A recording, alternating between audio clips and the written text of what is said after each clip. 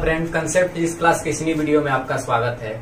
आज हम लोग इस वीडियो में सार्थक अंक का अध्ययन करने जा रहे हैं, जिसे हम बोलते हैं सिग्निफिकेंट फिगर। 11th क्लास का सार्थक अंक है। ये जो सार्थक अंक होते हैं ये आपको केमिस्ट्री में भी पढ़ना है, फिजिक्स में भी पढ़ना है। बहुत ही सिंपल, बहुत ही आसान विधि से मैं आपको सार्थक अंक समझाने जा रहा हूं। और 11th क्लास के जितने भी स्टूडेंट हैं, अगर इस चैनल को अभी सब्सक्राइब नहीं किए हैं अभी तक, तो इस चैनल को सब्सक्राइब कर लें तथा बेल आइकन को जरूर दबाएं, ताकि हम जितने भी वीडियो बनाएं तुरंत आपके पास पहुंच जाए। आपको फिजिक्स में 11th 12th फिजिक्स में आपको 11th का 12th के फिजिक्स में अगर आपको कहीं भी प्रॉब्लम होता है तो हमारे डिस्क्रिप्शन बॉक्स में मेरा व्हाट्सएप नंबर है, वहां से आप जाकर कमेंट करके पूछ सकते हैं। अन्यथा जिस वीडियो को देख रहे हैं वहां भी आप कमेंट करके पूछ सकते हैं, वहां से आपको रिप्लाई चली जाएगी। अगर जो भी दिक्कत होगा, मुझे ऐसे विश्वास है कि आपको कहीं भी किसी भी प्रकार की कोई दिक्कत नहीं होगी हमारे किसी भी लेक्चर में, क्योंकि मैं फिजिक्स की सरल से सरल भाषाओं को लेकर मैं आपको समझाता हूं। और फ्री कॉस्ट, आपकी एक भी चार्ज नहीं लग रही है, फ्री कॉस्ट में आपकी पढ़ाई हो रही है। बस आपसे एक रिक्वेस्ट है कि चैनल को प्लीज सब्सक्राइब कर दीजिए तथा बेल आइकन को जरूर दबाइए। तो चलिए स्टार्ट करते हैं। देखिए, सार्थक अंक होता क्या है, सबसे पहले हम समझेंगे। सार्थक अंक होता क्या है, यानी जिसको हम बोलते हैं सिग्निफिकेंट फिगर। इसका डिफिनेशन लिखा गया है कि किसी भौतिक राशि के यथार्थ पूर्वक व्यक्त करने के लिए प्रयुक्त अंकों को सार्थक अंक कहा जाता है। अब सबसे पहले हम जानेंगे यथार्थ पूर्वक क्या है। यथार्थ पूर्वक का अर्थ होता है जिस पर हम विश्वास करते हैं।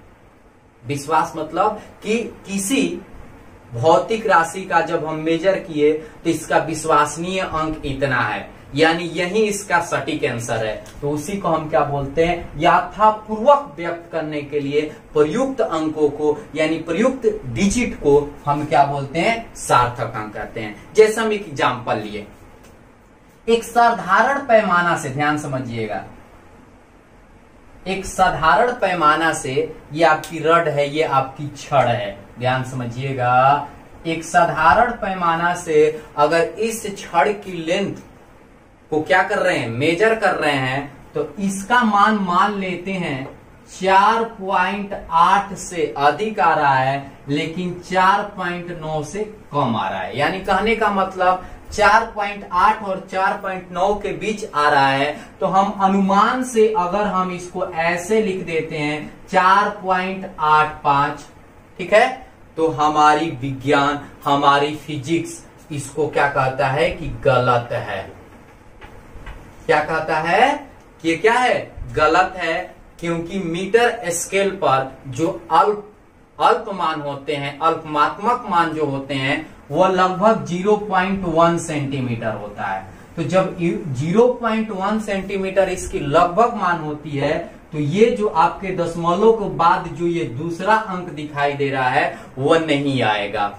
वो क्या होगा, नहीं आएगा। दशमलव के बाद पहला अंक तो आएगा, दूसरा अंक नहीं आएगा। तो हम कहेंगे कि इसमें 4 और 8 जो है वो क्या है, सार्थक अंक है, यानी जिस पर हम क्या कर रहे हैं, विश्वास कर रहे हैं। और 5 को हम बोलते हैं संद्रीय अंक। संद्रीय अंक मतलब जिस पर विश्वास नहीं किया जाता, तो इसी को हम बोलते हैं सार्थक अंक। यानी सार्थक अंक आपको समझ में आ गया। विश्वसनीय अंक को हम क्या बोलते हैं, सार्थक अंक बोलते हैं। आई होप आपको सार्थक अंक बहुत अच्छे तरीके से समझ में आ गया। केवल आपको यही याद रखना है कि सार्थक अंक उसे कहते हैं जो विश्वसनीय डिजिट होता है, संद्रीय अंक जिस पर हम विश्वास नहीं करते हैं। तो सार्थक अंक ज्ञात करने का अब हम क्या पढ़ेंगे, नियम पढ़ेंगे कि सार्थक अंक कैसे ज्ञात किया जाता है। तो हम उसके नियम को लिख रहे हैं और उसके बाद मैं आपको एग्जाम्पल देकर बहुत ही सरल भाषाओं में समझाऊंगा कि कब रहेगा तो कितने सार्थक अंक हो जाएंगे। कोई दिक्कत? तो इतनी बातें जो है, इसकी डिफिनेशन जो है आप स्क्रीनशॉट कर सकते हैं। अब इसके बाद हम इसके जो सार्थक अंक कैसे किसी भी डिजिट का निकाला जाता है उसको हम क्या करेंगे, अब सीखेंगे। ध्यान से समझिएगा। क्या कहता है, ध्यान समझिएगा। सभी अशून्य अंक सार्थक अंक होते हैं। अशून्य का अर्थ समझ जाइए। अशून्य का अर्थ होता है शून्य को छोड़कर। शून्य को छोड़कर जितने भी अंक है उसको अशून्य बोला जाता है। बात समझ में आया? तो कह रहा है कि सभी अशून्य अंक सार्थक अंक होते हैं। जैसे पहला मैं एग्जांपल ले रहा हूं कि जैसे आपको दे दिया 2, 3, 4, 5, ठीक है। दूसरा एग्जांपल दे दिया आपको 15.76। तीसरा एग्जांपल 143.23। चौथा एग्जांपल 15348। ध्यान समझिएगा, कह रहा है कि सभी अशून्य अंक सार्थक अंक होते हैं, यानी वो दशमलव में लिखा हो या दशमलव में नहीं लिखा हो, यानी शून्य नहीं होना चाहिए। तो सभी अंक को हम किसमें गिनेंगे? सार्थक अंक में। अब जैसे देखिए, इसमें हमें सार्थक अंक यानी सिग्निफिकेंट फिगर के बारे में जानकारी प्राप्त करना होगा। कितना होगा? तो कितने होंगे? काउंट कर लीजिए, 1, 2, 3, 4। तो इसमें होगा आपका 4। बात समझ में आया? सिग्निफिकेंट फिगर इसमें कितना होगा? 4। इसमें बताइए, शून्य नहीं है, 1, 2, 3, 4, ठीक है। बात समझ पा रहे हैं? तो इसमें होगा आपका 4। इसमें 1, 2, 3, 4, 5। तो इसमें होगा आपका 5। सबको काउंट कर देना है, 1, 2, 3, 4, 5। इसमें भी कितना होगा? 5 होगा। समझ पा रहे हैं? सभी अशून्य अंक सार्थक अंक होते हैं। पहला रूल समाप्त हो गया। दूसरा रूल देखिए क्या कह रहा है। दो अशून्य अंकों के बीच सभी शून्य सार्थक अंक होते हैं। दो अशून्य अंकों के बीच, यानी दो अशून्य अंक हो, अगर उसके बीच शून्य आए तो शून्य को भी सार्थक अंक में गिना जाता है। जैसे आपसे ऐसे लिख दिया जाएगा 0045, दूसरा 450035 ध्यान समझिएगा, तीसरा 400890। ठीक है, क्या कह रहा है? दो अशून्य अंकों के बीच सभी शून्य सार्थक अंक होते हैं। दो अशून्य अंकों के बीच सभी शून्य को हम सार्थक अंक में क्या करते हैं? गिनते हैं। तो देखिए, दो अशून्य अंक है, उसके बीच में अगर शून्य आता है, बीच में दशमलव लगा हो या नहीं लगा हो, उससे कोई दिक्कत नहीं है। ठीक है, तो अब यहां से ध्यान समझिएगा, अगर इसमें हमें सार्थक अंक काउंट करना होगा तो कितना होगा? तो 1 2 3 4 5 6। बात समझ पा रहे हैं? तो इसमें हो जाएगा आपका 6। इसमें कितना होगा? 1 2 3 4 5 6 7। इसको भी ऐड करना है। ठीक है, देख लीजिए क्या कर रहा है। दो अशून्य अंकों के बीच, यानी दो अशून्य अंक हो और उसके बीच अगर शून्य आए तो हम सभी अंकों को सार्थक अंक में गिन लेते हैं। इसमें कितना होगा? 1 2 3 4 5 6 7। तो इसमें हो जाएगा आपका 7। एस से होता है सिग्निफिकेंट और एफ से होता है फिगर। ठीक है, इसमें कितना होगा? तो इसमें होगा 1 2 3 4 5 6। आप समझ पा रहे हैं? किसी भी प्रकार की कोई दिक्कत?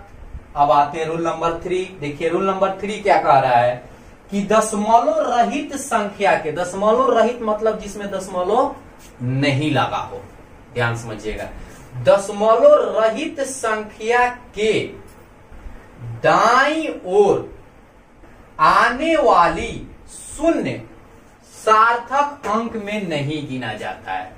दिमाग में गई बातें? क्या कह रहा है? दशमलव रहित, दशमलव नहीं लगा हो किसी संख्या में और उसके दाईं ओर आने वाले, दाईं ओर जितना शून्य अंक आता है उसको सार्थक अंक में काउंट नहीं किया जाता, उसको सार्थक अंक में नहीं गिना जाता। जैसे एग्जाम्पल 3 4 5 0 0 7 5 0 2 0 0 4 5 0 0। 000 दे दिए। चलिए अब इसमें आपसे पूछा जाएगा कि सार्थक अंक कितने हैं, तो दशमलव रहित यानी इसमें सभी में दशमलव नहीं लगा है। कह रहा है कि दाईं ओर आने वाली शून्य सार्थक अंक में नहीं गिना जाता है, तो दाईं ओर आने वाले शून्य 2 है, इसमें नहीं गिना जाएगा। तो इसमें सार्थक अंक कितने हो जाएंगे, तो इसमें आपका सार्थक अंक हो जाएगा 3। बात समझ पा रहे हैं। इसमें सार्थक अंक कितना हो जाएगा, 0 को छोड़ देना है 2। इसमें सार्थक अंक कितना हो जाएगा 1। बात समझ पा रहे हैं। इसमें सार्थक अंक कितना हो जाएगा 2 होगा ना। 0 को क्या कर देना है, छोड़ देना है। तो आई होप तीनों रूल आपको आसानी से समझ में आ गई होगी। पुनः मैं समझा देता हूं कि सभी अशून्य अंक सार्थक अंक होते हैं। 2 अशून्य अंकों के बीच सभी शून्य को हम सार्थक अंक में गिनेंगे। एग्जाम्पल भी मैं आपको दे दिया ताकि आपको किसी भी प्रकार की कोई दिक्कत ना हो। तीसरा रूल है दशमलव रहित संख्या के दाईं ओर यानी जिसमें दशमलव नहीं लगा है, दाईं ओर आने वाली शून्य सार्थक अंक में नहीं गिनी जाती है। तो इतनी बातें आप स्क्रीनशॉट कर लीजिए। इसके बाद हम आगे की ओर बढ़ रहे हैं, अगला रूल लेकर बढ़ रहे हैं। नेक्स्ट रूल क्या कह रहा है, रूल नंबर 4, दशमलव बिंदु के पूर्व मतलब पहले यदि कोई अशून्य अंक न हो, अशून्य अंक न हो यानी 0 के छोड़कर कोई भी अंक न हो, अशून्य अंक न हो कह रहा है, ध्यान समझिएगा। तो दशमलव बिंदु के तुरंत बाद के शून्य को छोड़कर सभी अंक सार्थक अंक होते हैं। समझ पा रहे हैं। देखिए मैं एग्जांपल दूंगा, ऑटोमेटिक समझ में आ जाएगी। कह रहा है कि दशमलव बिंदु के पूर्व, ये आपकी दशमलव बिंदु हो गई। दशमलव बिंदु के पूर्व मतलब पहले यदि कोई अशून्य अंक ना हो, यानी आपका 1 2 3 4 5 6 7 8 9 हो, इनको छोड़कर, तो यानी कहने का अर्थ है कि शून्य हो, अशून्य अंक ना हो मतलब शून्य हो। और क्या कह रहा है, आगे बढ़ रहे हैं, तो दशमलव बिंदु के तुरंत बाद के शून्य को मान लेते, इसके तुरंत बाद भी शून्य आ रहे हैं और अंक आ गया 4 2। दूसरा एग्जांपल लिए 0.00450। तीसरा एग्जांपल लिए 0.0780। चौथा एग्जांपल लिए 0.07583। अब कहा जा रहा है कि इसमें सार्थक अंक कितने होंगे, तो ध्यान समझिएगा। पुनः मैं एक बार रिपीट कर रहा हूं, दशमलव बिंदु के पूर्व यदि कोई अशून्य अंक ना हो, हम देख रहे हैं कि सभी दशमलव बिंदु के पूर्व कोई भी अशून्य अंक नहीं है, यानी 1 2 3 4 5 6 7 8 9 मिले कोई नहीं है। तो दशमलव बिंदु के तुरंत बाद के शून्य को छोड़ दिया जाता है। तो अब दशमलव के बाद जितने भी शून्य आ रहे हैं उसको क्या करना है, छोड़ना है। तो इसको छोड़ना है और इसको छोड़ना है, और तब जाकर सभी अंक को सार्थक अंक कहते हैं, यानी सिग्निफिकेंट फिगर कहते हैं। समझ में आ रही है। इसमें कितनी है, तो इसमें है आपका 2 आ रहा है।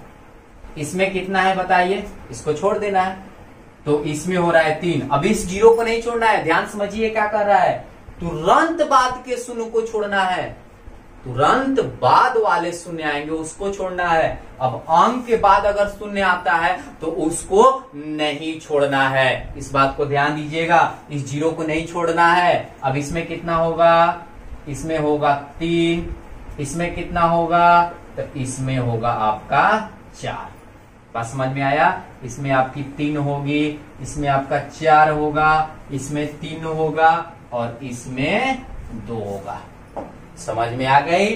रूल नंबर 5 चल रहे हैं। देखिए क्या लिखा हुआ है, यदि दशमलव बिंदु के पहले कोई अशून्य अंक हो, यहां कह रहा था 9 हो, यहां कह रहा है, इसका कहने मतलब दशमलव के पहले 1 2 3 4 5 हो, तो दशमलव बिंदु के तुरंत, ध्यान समझिएगा, बाद के सभी शून्य सार्थक अंक होते हैं। यहां नहीं हो रहे थे लेकिन यहां होगा, कब, जब दशमलव के पहले अशून्य अंक होगा। इसमें अशून्य अंक नहीं था, इसमें होगा, यानी जब इस प्रकार लिखा जाएगा आपका, ध्यान समझिएगा, इस प्रकार रहेगा 1.0045, दूसरा 1.00 0054, तीसरा 12.0045, चौथा 60.008। अब इसमें सार्थक अंक गिनना है, तो पुनः मैं रिपीट कर रहा हूं। देखिए, यदि दशमलव बिंदु के पहले कोई अशून्य अंक हो, अशून्य अंक है सब में, देख लीजिए, तो दशमलव बिंदु के तुरंत बाद के सभी शून्य को भी हम सार्थक अंक में काउंट करेंगे। तो इसमें सार्थक अंक कितना होगा, इस शून्य को भी ऐड करना है, तो 1 2 3 4 5, तो इसमें सार्थक अंक हो जाएगा आपका 5। इसमें कितना हो जाएगा 1 2 3 4 5, इसमें भी सार्थक अंक होंगे 5। समझ पा रहे हैं? इसमें 1 2 3 4 5 6, जीरो को छोड़ना नहीं है, तो इसमें सार्थक अंक हो जाएंगे आपका 6। इसमें 1 2 3 4 5, इसमें होगा आपका सार्थक अंक 5। कितना आसान है सिग्निफिकेंट फिगर को क्या करना, ज्ञात करना। बहुत ही सिंपल मेथड से आपको बता रहा हूं। रूल नंबर 6 देखिए क्या कर रहा है। रूल नंबर 6 कह रहा है कि अगर किसी संख्या में 10 की घात वाली संख्या का गुणा हो, अगर कोई संख्या हो और उसमें 10 वाली घात की संख्या से गुणा हो, तो उसका सार्थक अंक पर कोई प्रभाव नहीं पड़ता, यानी उस 10 के पावर के सार्थक अंक में ऐड नहीं करते। जैसे एग्जाम्पल लेते हैं, पहला 8.75 गुने 10 के पावर 4। दूसरा एग्जाम्पल लेते हैं 60.32 गुने 10 के पावर 3। तीसरा एग्जाम्पल लेते हैं 7.5 गुने 10 के पावर 2। तो कह रहा है कि 10 के घात का कोई इफेक्ट नहीं पड़ता है, यानी इसको मुझे छोड़ देना है, इसको मुझे छोड़ देना है, इसको मुझे सार्थक अंक में नहीं गिनना है, इसको मुझे सार्थक अंक में नहीं गिनना है, 10 के पावर को छोड़ देना है। तो इसमें कितने सार्थक अंक हो गए, तो इसमें हो गया आपका 3। बात समझ पा रहे हैं? इसमें सार्थक अंक कितना हो गया, तो इसमें हो गया 4, और इसमें सार्थक अंक कितना हो गया, तो इसमें सार्थक हो गया आपका 2। आई होप आपको रूल नंबर 6 अच्छे तरीके से समझ में आ गई होगी। तो इतनी बातें स्क्रीनशॉट कर लीजिए, इसके बाद हम आगे बढ़ते हैं। लास्ट रूल देखिए क्या कह रहा है, इसको ध्यान समझिएगा। मात्रक बदल जाने पर सार्थक अंक की संख्या पर कोई प्रभाव नहीं पड़ता है। जैसे मैं आपको यहां एग्जाम्पल लिया, जैसे आपका 0.15 मीटर है, किसी भौतिक राशि के लेंथ को मेजर किए तो हम पाए कि 0.215 मीटर आ रहा है। अगर हम इसको सेंटीमीटर में कन्वर्ट करते हैं तब भी सार्थक अंक उतना ही रहेगा। इसमें सार्थक अंक कितना है, तो इसमें सार्थक अंक 3 है। 3 है, हम लोग बैक में रूल सब पढ़े हैं ना। इसमें सार्थक अंक कितने हैं, 3 है। अब बताइए, अगर हम इसको सेंटीमीटर में बदलेंगे तब भी सार्थक अंक कितना आएगा, 3 ही आएगा। यही कह रहा है, मात्रक बदल जाने पर सार्थक अंकों की संख्या पर कोई इफेक्ट नहीं पड़ती है। तो अगर मुझे इस मीटर को सेंटीमीटर में बदलना होगा तो हम क्या करेंगे, 100 से क्या करेंगे, मल्टीप्लाई। जब हम 100 से मल्टीप्लाई करते हैं तो ये किस दशमलव लगा है, 2 अंक है, तो यानी इसको हटाएंगे तो आपका हो जाएगा 21.5 सेंटीमीटर होगा ना। समझ में आ रही है? देखिए कैसे 215, जब इसको हटाएंगे तो नीचे आपका 1000 हो जाएगा, और गुने 100 हो जाएगा। 2 से 2 को 0 क्या हो जाएगी, कट जाएगी, और 215 में अगर हम 10 से डिवाइड करेंगे तो 21 पॉइंट क्या आ जाएगा, 5 आ जाएगा। तो बताइए यहां सार्थक अंक कितना आया, 3 आया। सिस्टम बदल जाने से, मात्रक बदल जाने पर क्या सार्थक अंक पर कोई इफेक्ट पड़ रही है, नहीं पड़ रही है। यहां भी मीटर में था तो सार्थक अंक 3 ही आ रहा है, सेंटीमीटर में चेंज किए तब भी सार्थक अंक 3 ही आ रहा है। या इसको हम ऐसे भी लिख सकते हैं, 0.215 10 के पावर के रूप में लिख सकते हैं। तो 100 को कितना लिखेंगे, 10 के पावर 2, तब भी हमारा सार्थक अंक इसमें कितना आएगा, 3 ही आएगा। ये सेंटीमीटर हो गया, क्योंकि अभी हम रूल पढ़े हैं कि 10 के पावर को छोड़ दिया जाता है, वह सार्थक अंक पर कोई इफेक्ट नहीं डालता है। बात समझ में आई? दूसरा एग्जाम्पल लेके चलते हैं, ध्यान समझिएगा। जैसे यहां दे दिया, ठीक है, 480 केजी, ठीक है, 480 केजी। अब बताइए इसमें सार्थक अंक कितने हैं? तो इसमें सार्थक अंक 2 हैं। दशमलव रहित में अगर संख्या के बाद जितने शून्य आता है उसको सार्थक अंक में नहीं गिना जाता। अभी हम रूल पढ़े, तो इसमें सार्थक अंक कितना हुआ? 2 केजी में है। अगर हम इसको ग्राम में बदलना चाहते हैं तो केजी को ग्राम में बदलने के लिए 1000 से क्या कर दिया जाता है? गुना कर दिया जाता है। तो जब 1000 से गुना कीजिएगा तो इस पर कितने जीरो हो जाएंगे? 4 होंगे। तभी सार्थक अंक इसमें कितना होगा? 2 ही होगा, क्योंकि दशमलव रहित है और दशमलव रहित में और शून्य अंक के बाद, और शून्य अंक के बाद अगर शून्य आता है तो सभी शून्य को छोड़ दिया जाता है, उसे सार्थक अंक में नहीं गिना जाता है। तो इसमें 2 आ रहा है। अगर इसको हम ऐसे लिखेंगे, ठीक है, गुने 10 के पावर 3, ये ग्राम, तभी सार्थक अंक 2 ही आएगा।